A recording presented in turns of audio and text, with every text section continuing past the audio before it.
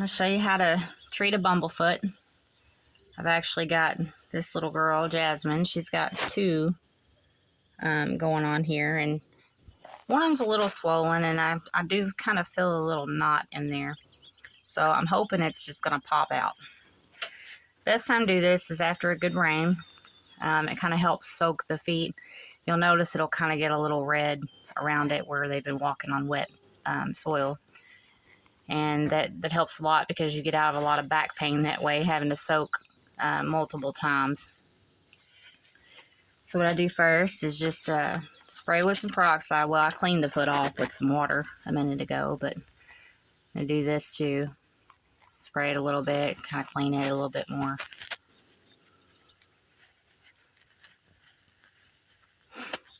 Alright, I can kind of feel around here, and it feels like there's a little bit of knot in there. Like I said, it feels like it's more over here. So if you kind of just rub it back and forth and kind of maneuver it around and push up a little bit on it, it'll kind of loosen and work that up a little bit. You can see it's kind of coming up. It's easier not to pull the scab off if you feel a knot, because that'll help assist it come out. But start pushing down on it a little bit. I hope this one pops out. It'll be a lot easier. Usually there's like a tunnel on there. You can kind of see when I push up. The tunnel is kind of like a casing, and it's filled with infection. The tunnel kind of runs down in the foot. That's kind of how you know too if you've got it all, I think. Kind of push down. I'm kind of like pushing this way, but kind of like pushing it up at the same time. See how much further it's gotten. Kind of do that different ways. I feel it feels hotter, or not hotter, but more swollen and a little harder on this side. Just keep doing that, and then you'll kind of start squeezing in. I don't really see a tunnel connected yet, so I'm going to keep doing this. Oh, there it There's is. something in there.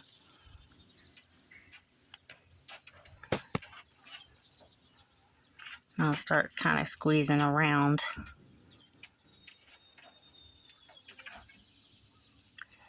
See, that's just swollen tissue there. It's not the thing. I see infection to the left of it. Now I'll kind of squeeze a little bit, see what I can get to come up. And sometimes the scab could be just the infection. Yeah, but hers feels a little swollen. So there's probably some kind of infection in there somewhere.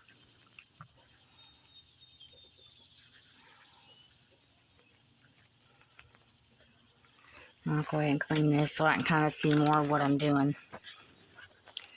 You can use gloves.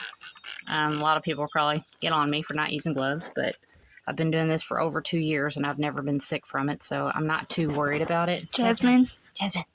It's okay, baby. It's okay. So you can use them if you want to, if it makes you feel better.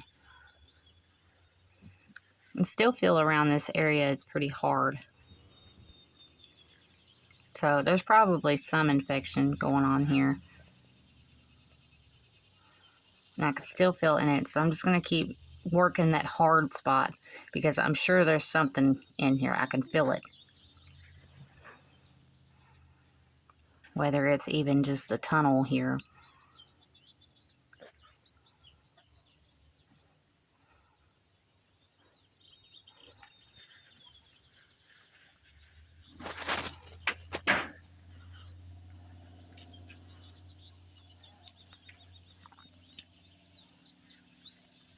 I think it's more the infection, I think, is right here on the scab part. I already soaked this in alcohol, so should be good. This thing I bought from Walgreens. From Walgreens over in like the craft section. For like the Sharpies and the pens, scissors. Now see, that's infection there.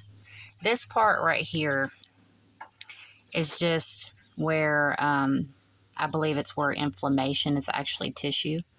So I'm just going to leave that alone and kind of go around it. I'm not a vet, so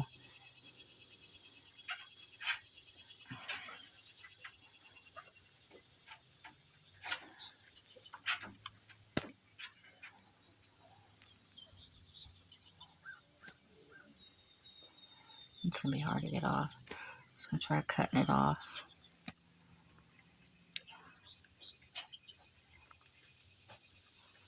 See, you can see there's more infection right here. The infection of a chicken, it gets like a, it's not like our infection. It hardens up and it turns like a yellow, yellowish whitish color. Some people say it's like staph infections. Yeah. Well, they say that is what it is, but you can see what the infection is here. You can see that's infection. It's attached to that tissue. So I'm trying to cut it off. I'm going to cut this piece off here. And I can also see there's still more in there. There's some right here. I don't know if you can see that or not. Nope. Keeps going blurry. So I'll try to pull that out.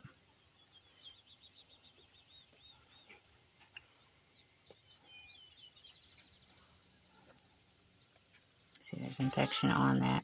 And I'm trying to cut like where it's real hard, the scab was at. So we have all new skin and we have a fresh start. That little piece right there is also infection.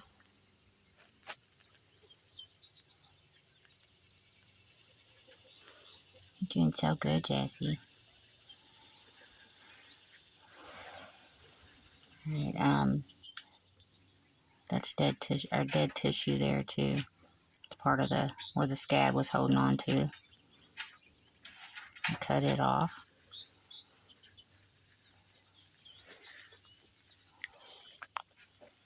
This one has two.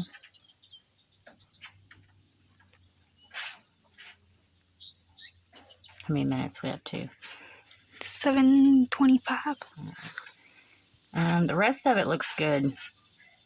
So, and I usually don't try to mess with the bumblefoot unless they start limping or they start presenting some kind of like swelling. That's hanging way off. Usually that would just dry up. That tissue there that's really long, it'll dry up and I think fall off on its own anyway.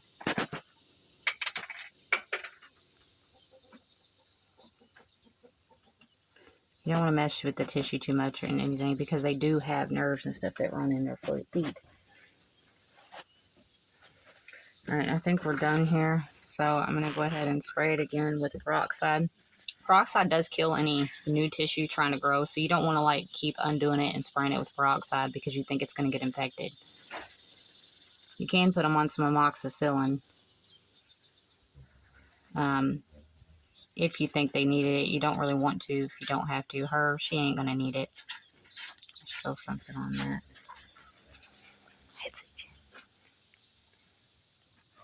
If you think you can't get it all of the infection and you think something else is still going on, then, you know, it'd be a good idea. Or if its foot starts swelling up, because staph, and it will go in the infection will go in the bones on their feet.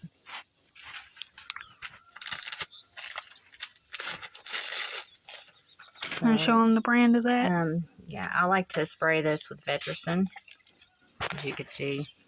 Stuff's pretty high, but it works for a lot of things. You can actually use it on different animals. It's about $24 a bottle. So it looks good here. You can also put Neosporin without pain relief on it. I like to use Manuka honey. It's pretty expensive, but it goes a very long way. I think I've had this for... I've had it for about a year. Yeah, about a year. You just put a little bit on a Q-tip. Oh, and also it is EBT eligible for anyone that has EBT. And I think I found that at Kroger's. You can get it at Walmart, Amazon. And these are, I like using these gauze. It's triple layered non-stick compresses. they're pretty thick and they're real soft.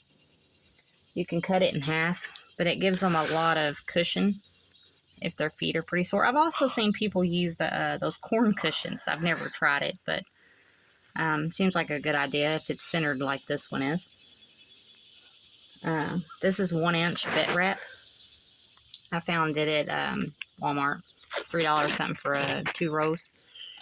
This stuff gets expensive, but it works very well. You just have to be very careful with it because you can cut off circulation. You don't want that. I've seen people in groups that's wrapped it so tight that their chicken's toes started turning black. I've seen one where somebody's toes have fallen off. Yeah, so you got to be very careful, but put that over top of it.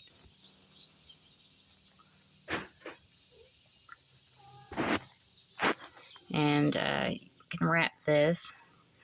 Try to wrap it from the start at the bottom. It's a little tricky learning how to wrap it first because trying to do it by yourself, but you'll get the hang of it. But just wrap it, make sure their toes aren't closed off, or you can see everything's covered. You don't have to leave it on very long. It seems like their feet close pretty quick. So, like, I'll leave it on today, and then tomorrow in the morning, I'll just take it off.